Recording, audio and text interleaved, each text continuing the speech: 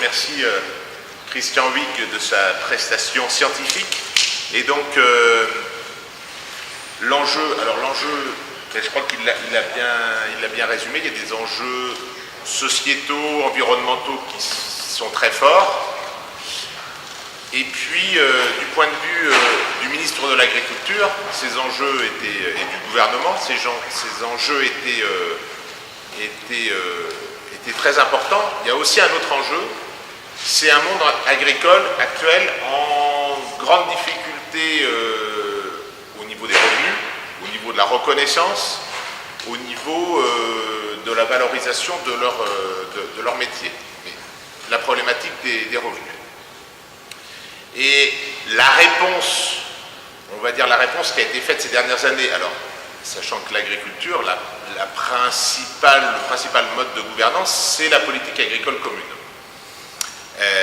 Même si les États membres peuvent l'infléchir, c'est quand même ça le biais. Et la réponse qui a été donnée pendant très longtemps, c'était d'abord sur la problématique des revenus, une réponse par,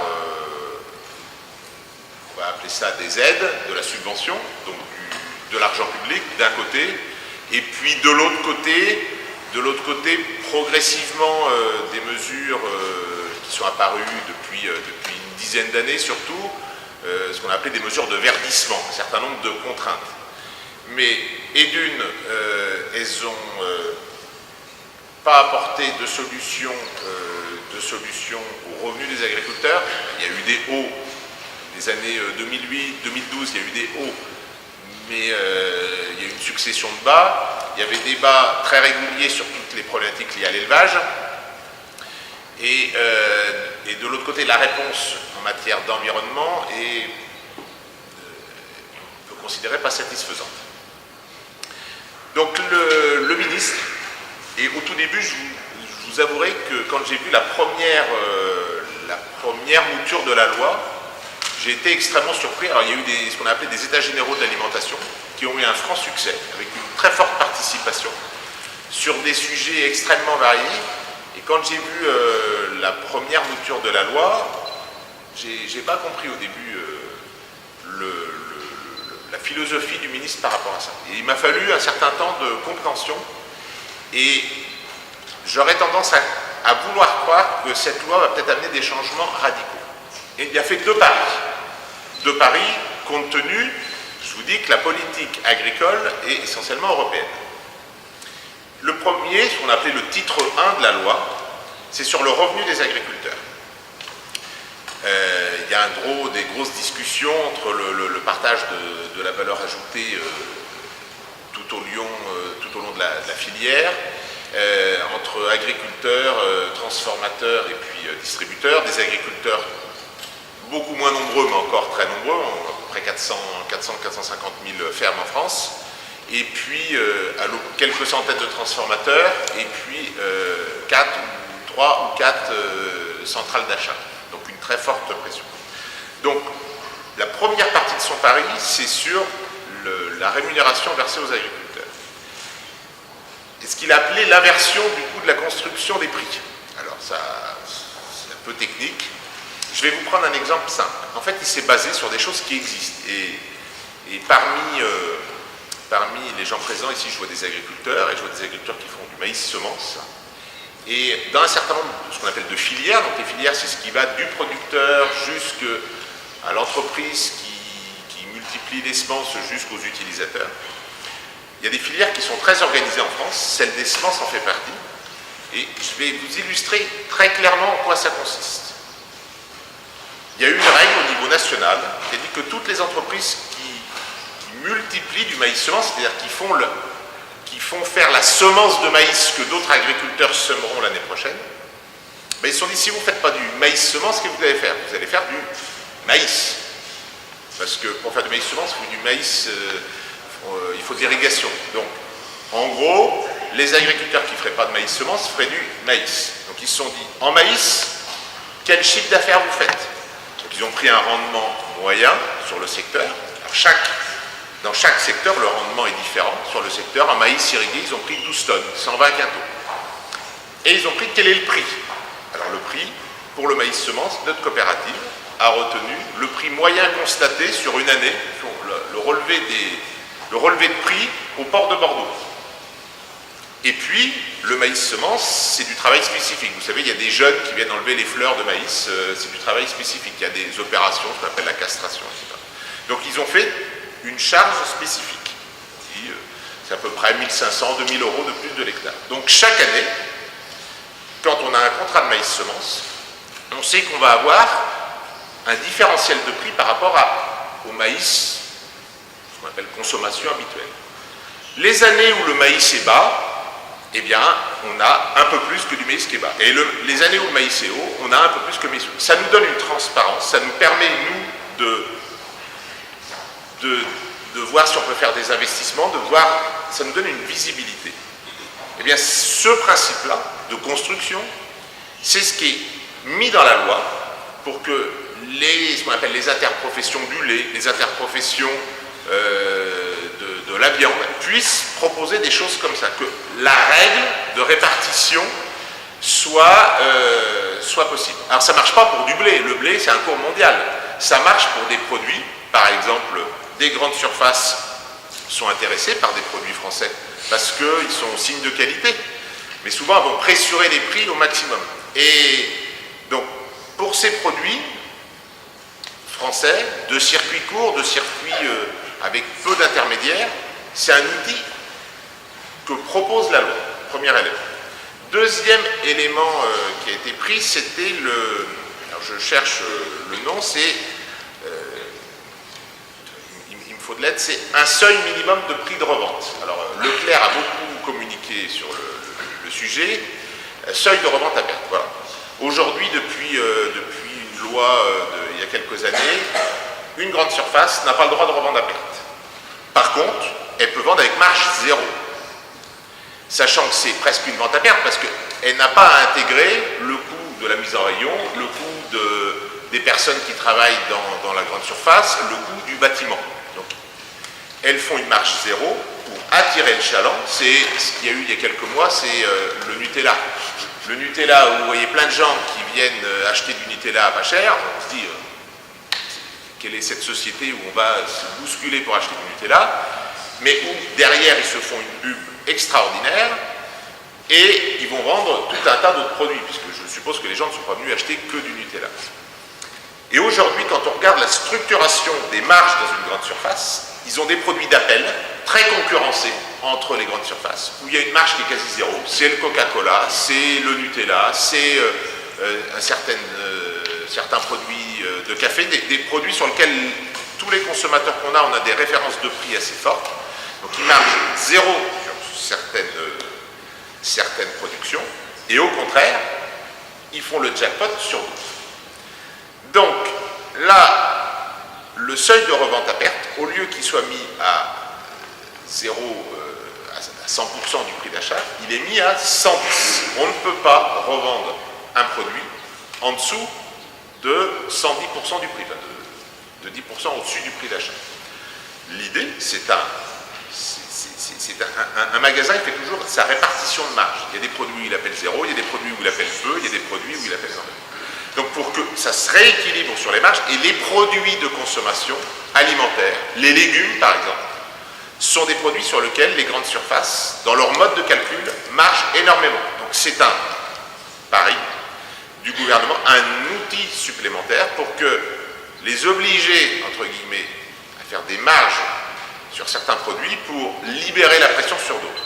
C'est un outil, c'est pas la garantie absolue, parce que vous n'avez aucune garantie que la grande surface va le redistribuer à l'agriculteur. C'est pour obliger la grande surface. On a dû taper juste, parce que Leclerc communique énormément, il a fait le calcul, vous allez avec un chariot, vous faites pour 100 euros de course, ça va vous coûter 110. C'est totalement faux, puisqu'il y a des produits margés zéro, ceux-là ils vont être augmentés, mais il y avait des produits où ils margeaient beaucoup, et ceux-là devraient être amenés à diminuer. Donc première partie de la loi, c'est sur le prix et la rémunération des agriculteurs. La deuxième partie de la loi, qui me semble la plus intéressante pour les consommateurs citoyens qui sont parmi ici. Le deuxième pari du ministre, c'est la restauration collective. Aujourd'hui, en France, 100% de la viande bovine vendue en grande surface est française. Parce que les grandes surfaces ont peur du scandale sanitaire. Donc elles prennent la viande française. Elles la payent sûrement pas assez cher, mais elles prennent de la viande française. Alors qu'il y a quelques années, on était autour de 60-70. La peur de produits qui viennent d'Espagne, d'Italie ou de plus loin avec un problème sanitaire, c'est une image catastrophique pour une grande surface. Ça, c'est vrai dans les grandes surfaces. Contrairement à peut-être une idée reçue. Par contre, dans la restauration collective, la restauration scolaire, la restauration hospitalière, la restauration d'EHPAD, où souvent on fait appel à des sociétés de restauration de type industriel, on est plutôt qu'à 60-70% de viande d'origine française.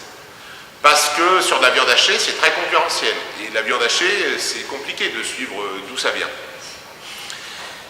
Ça, c'est le premier élément d'analyse. Deuxième élément d'analyse, je pense que la plupart des gens ici, vous avez une certaine culture culinaire, que vous avez vous-même ou que vous avez connu chez vos parents ou que vous avez connu chez vos grands-parents. J'aimais bien aller manger chez les mamies, moi.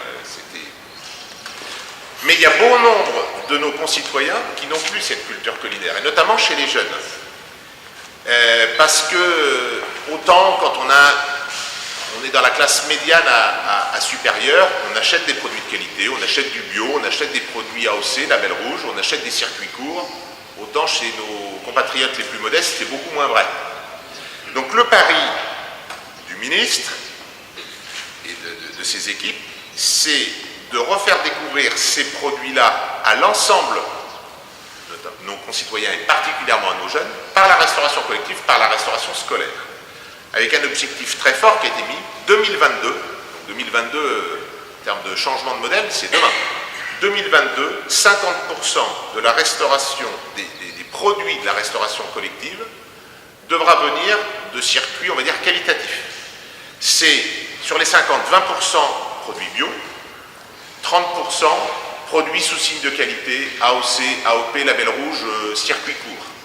Donc là, les maires et autres conseillers municipaux qui sont là, les circuits courts, ça va vouloir aussi amener à des réflexions, parce que ça va compliquer la vie du gestionnaire de la cantine. C'était beaucoup plus facile de recevoir le camion de produits tout préparé, tout frais, tout épluché de l'entreprise qui fournissait. Donc 50% demain, donc des enjeux très forts. Il faut, on l'a souligné, on était plusieurs à le souligner, il faut concilier ça, parce qu'il ne suffit pas que les produits soient de qualité, il faut que la façon de les cuisiner soit de qualité. Parce qu'une carotte bio mal cuite reste toujours une carotte mal cuite. Et j'ai 3 ados à la maison, il y en a qui sont au lycée de Loudun, il y a une cuisine centrale et c'est réchauffé au lycée. Je peux vous dire que quand c'est réchauffé et que c'est bouilli tellement c'est réchauffé, ils disent c'est pas bon. Alors que ça soit du produit de qualité ou pas, si c'est mal cuisiné, il va falloir aussi travailler ce côté-là. Il va falloir aussi savoir des impacts, parce qu'il faut savoir qu'en moyenne, un repas, la fourniture d'un repas en France, le contenu d'un repas, c'est 1,60 € de matière. 1,60 €, on y est vite arrivé. Donc, alors les collectivités peuvent faire un effort sur leurs écoles. Je peux vous dire que l'État qui serre les boulons partout, quand il va falloir qu'il fasse le même effort sur la restauration hospitalière, ça va aussi avoir un impact. Donc, un enjeu fort sur la restauration collective. Mais on aura vraiment réussi l'enjeu quand l'agriculture française va pouvoir répondre à cet enjeu. On crée la demande. Mais si c'est pour, et actuellement c'est le cas, la croissance de la demande en bio est supérieure à la croissance de la production en bio. Donc si c'est faire croître la restauration bio pour faire venir des produits bio, comme c'est le cas d'Europe de l'Est, de Turquie et demain de Russie, on aura tout perdu. L'agriculture française n'en retirera pas le moindre euro. On fait venir des produits, et pour l'instant il y a nombre d'études qui montrent que des produits bio qui viennent de destinations lointaines mériteraient peut-être d'être évalués un peu plus avant d'être classifiés bio, parfois. Donc il y a un vrai enjeu. Il faut emmener nos agriculteurs vers cette opportunité-là. Il faut avoir à l'esprit que, je vois un certain nombre de céréaliers ici, j'en suis, du jour au lendemain, ou d'aujourd'hui à 2022, vous n'allez pas transformer un céréalier qui aimait son métier, qui aimait faire ce qu'il faut, en vendeur de petits légumes au marché de Neuville. Faut que les gens en soient convaincus.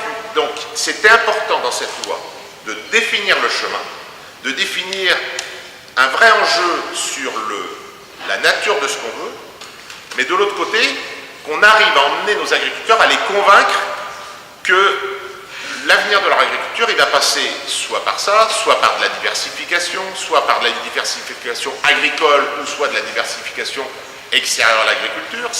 C'est une agriculture beaucoup plus diversifiée qu'elle est. Donc c'est un vrai enjeu de société. Donc ça, c'était les deux points essentiels de la loi. Il y a eu des amendements. Il y a eu des amendements sur des sujets qui vont vous tenir à cœur, sur le bien-être animal, sur le glyphosate, mais je crois que ça sera plutôt en deuxième partie. Je pense que c'était dans la question. D'accord. Alors voilà pour l'essentiel. La loi, dans son essentiel, c'était le revenu des agriculteurs d'un côté, et deux, le pari de la restauration collective. On va faire ça, c'est l'essentiel de la loi voulue par le ministre. C'est très peu ce qui est ressorti dans les médias. Voilà. Je voudrais préciser justement quelques points sur le bio. Par rapport, il y avait eu déjà un programme bio, et d'après ce programme bio, on devrait être à 8% de la surface en France. On est à 6,5%. Donc ça a eu une progression. Alors il y a une accélération. Une accélération. Mais il y a un problème réglementaire qui est européen, qui est majeur. C'est qu'aujourd'hui, alors tu diras de quelle façon tu es passé en partie en bio, mais si vous avez une exploitation classique groupée autour de votre exploitation, c'est vraiment un champ.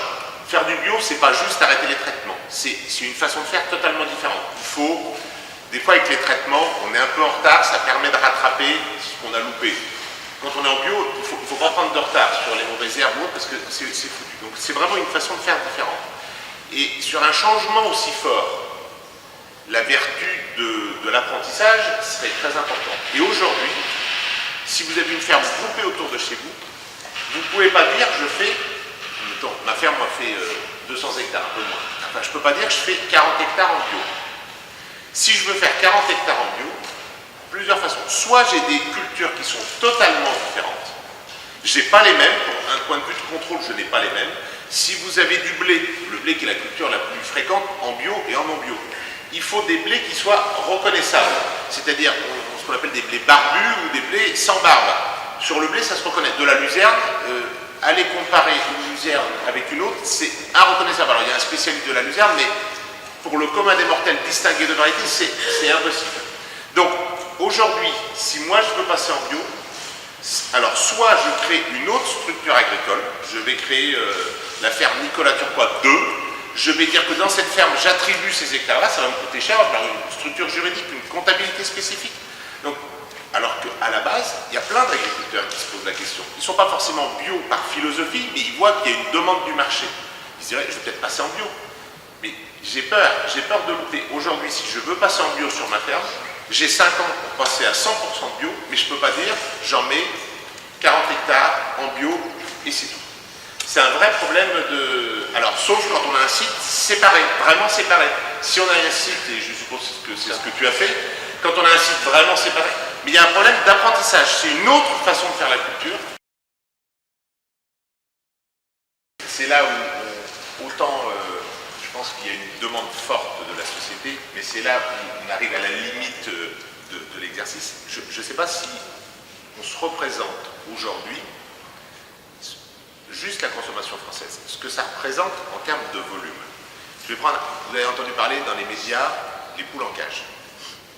Est-ce qu'on a conscience aujourd'hui que si on faisait les poules en cage en mode élevage plein air, élevage plein air, c'est-à-dire les standards que j'ai pu voir chez ma grand-mère, on va présenter en mode élevage plein air, parce que souvent on compare poule pondeuse en cage à élevage plein air. En fait, aujourd'hui, la consommation française d'œufs, élevage plein air, la France, la surface agricole utile française n'y suffit pas. Est-ce qu'on a conscience de ces chiffres de grandeur? Donc là, l'alternative à la poule en cage, c'est la poule en bâtiment, au sol, qui peut avoir un parcours plein air, mais un bâtiment, poule en bâtiment, Je vous invite à aller voir. Avoir votre sensibilité sur les animaux, quand vous avez 15 ou 20 animaux au mètre carré, c'est quand même industriel. Donc, faut avoir il y a des ordres de grandeur à avoir. Donc là, le but, c'est vraiment la politique du gouvernement. Le pari de ce gouvernement, il y a des enjeux d'environnement qui sont fondamentaux. Il y a des choses qui sont fondamentales. Mais il y a des ordres de grandeur qui sont là aussi. On est 67 millions de Français. Alors sur certains produits, on exporte, c'est vrai, mais il y en a beaucoup d'autres qu'on importe. Et donc, il faut qu'on mesure qu'on n'est plus 30 millions de Français comme il y a 50 ans, on est 67 millions. C'est des chiffres fondamentaux. Donc, il faut qu'à la fois l'agriculture française, elle a des vrais enjeux environnementaux, de proximité, et c'est le pari de sa restauration collective, des vrais enjeux de proximité à relever. Et il y a cet enjeu de transformation de l'agriculture. Et c'est même pas 20% de bio, c'est 15% auquel on doit amener en surface. C'est 20% de la quantité de la restauration collective, mais 15% de la surface. Le gouvernement va mettre 1,1 milliard pour transformer. Mais la transformation, c'est 3 ans de transformation. La conversion, c'est 3 ans, plus 1 an de réflexion minimum dans la tête. Enfin, je veux dire, c'est 4 ans. On est en 2018. 4 ans, c'est 2022. Donc déjà, même les 15%, ça va être chaud. On part de 6,5% de surface. C'est des transformations fortes. Il faut les accompagner et il faut qu'un certain nombre d'agriculteurs puissent se dire « j'y vais, ça va le faire ». De résoudre des problèmes. Mais le bio est qu'une partie de la réponse. Je vais aborder un autre sujet. Je parle des abeilles. Ça vous est sensible. Il y a une diminution drastique des insectes en général et des abeilles en particulier. On a interdit les néonicotinoïdes. Le lien scientifique, il n'est pas total. Les néonicotinoïdes, ce sont des produits de synthèse, insecticides pour traiter des graines. Si, on l'a voté dans la loi. C'est voté. Oui. Néonicotinoïdes, on l'arrête. Le lien scientifique, alors, elle est en première lecture, ça va revenir, etc. Mais le ministre, le rapporteur et la majorité, on a voté. Les néonicotinoïdes, on a arrêté. Voté dans la loi. C'est la semaine dernière, vous regardez, ça a été voté. À l'unanimité, je crois. Le lien scientifique, il n'est pas totalement établi. Mais on a dit, dans le doute, vu l'effondrement des surfaces, des volumes, on le fait. Alors, mais il y a tout un tas d'autres enjeux majeurs aujourd'hui dans nos campagnes céréalières, entre la floraison du colza, qui est au mois d'avril, et la floraison du tournesol, qui est au mois de juillet. Qu'est-ce qu'à se mettre sous la dent? C'est une expression, sous la dent, mais rien. Et d'ailleurs, ne butiner que du colza, en termes de diversité de ressources, c'est très limité. Donc il y a des enjeux aussi de haies, il y a des enjeux aussi de réimplanter de l'élevage au milieu d'une plaine céréalière. Il y a tous ces enjeux-là. Et réimplanter de l'élevage au milieu d'une plaine céréalière, c'est pouvoir préempter peut-être pour installer un jeune. Donc l'agriculture, elle est multifactorielle. Il faut, je vous assure, je ne dis pas parce que je suis dans la majorité, je vous assure que je pense que le message est entendu, mais il faut que les agriculteurs qui sont là, ils se disent, ce modèle-là, je peux y aller vers. Il faut... c'est un très grand virage, mais si les agriculteurs ne le prennent pas, s'ils vont tout droit, ils vont se prendre un mur. Donc il faut les accompagner à prendre ce virage, et je crois que c'était l'enjeu de cette loi agricole. D'abord, paradoxalement, je vous rappelle qu'il y a 6 mois, la proposition de la Commission européenne était de réautoriser le glyphosate sur 15 ans. Pardon ? Oui, on va écouter la réponse. Là, c'était 15 ans. Il y en a un qui a eu un discours très fort, c'est M. Macron et M. Hulot et l'ensemble du gouvernement pour que ce soit 3 ans. Au final, ils ont réussi à emmener un paquet de pays européens, parce que les autres pays qui étaient pour réduire sur 3 ans, c'est des pays dont la production, qui importent massivement leur alimentation, c'est l'Autriche, c'est des petits pays qui ont une très faible production agricole. Donc, à la base, qu'on critique ce choix-là, alors que c'est Emmanuel Macron qui a fait ce poids politique, alors avec Nicolas Hulot, avec les ministres, pour que ce soit ramené à 3 ans, et qu'au final l'accord était à 5 ans, c'est déjà un enjeu majeur. Donc 5 ans, en termes d'agriculture, en termes d'évolution des modèles, c'est extrêmement court. Ensuite, notre président s'est exprimé en disant, d'ici 3 ans, puisque c'était sa demande, nous allons supprimer tous les usages sur lesquels nous aurons trouvé une solution. Je vais faire apparaître le côté schizophrénique des décisions. Aujourd'hui, Christian Huyghe, il a parlé des problèmes d'érosion des sols, et vous regardez les infos tous les jours avec les orages, où on retrouve des tapis de boue dans les rues. Pourquoi? Parce que depuis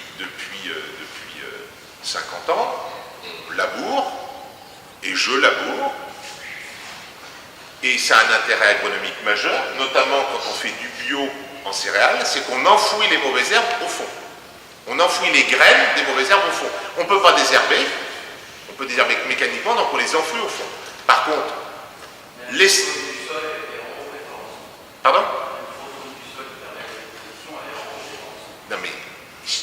Oui, mais le problème des mauvaises herbes, qui repoussent, donc ça a été labouré.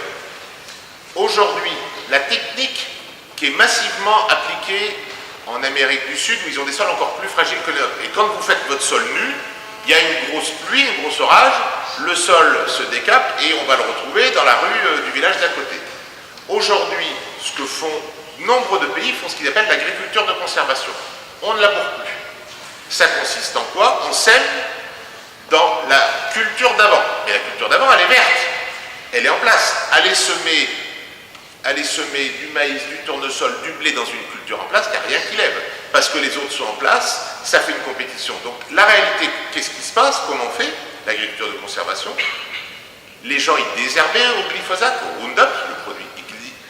La végétation est cramée, si vous voulez, et là vous semez, donc vous laissez la végétation en place, elle tient le sol, et vous semez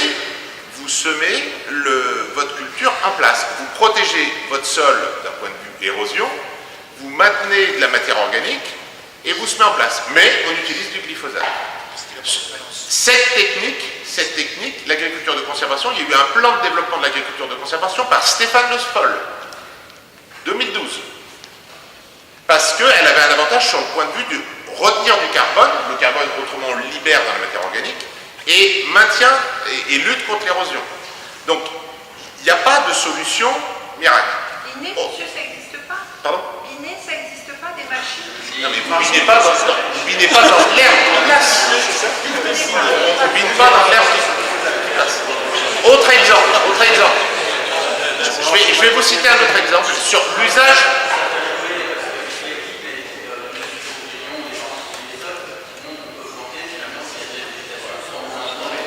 Alors, si vous voulez avoir une discussion, on peut l'avoir. Non mais dernière chose à l'esprit.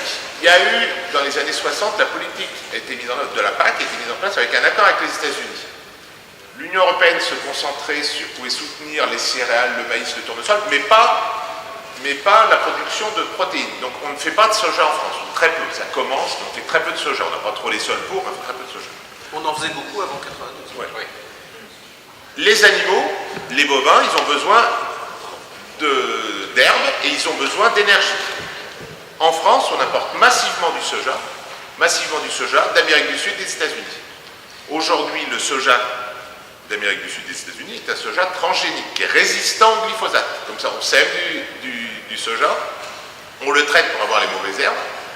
Donc, résultat, aujourd'hui, parce qu'on n'a pas mis en place la politique qui allait, aujourd'hui, on importe du soja, un petit peu de maïs, mais du soja, traité au glyphosate. Aujourd'hui, dans nos bovins, dans les panses de nos bovins, on retrouve des traces de glyphosate. Alors qu'en France, en Europe, le traitement des cultures est interdit. On traite après la culture pour les repousses de mauvaises herbes, avant la culture pour les repousses de mauvaises herbes.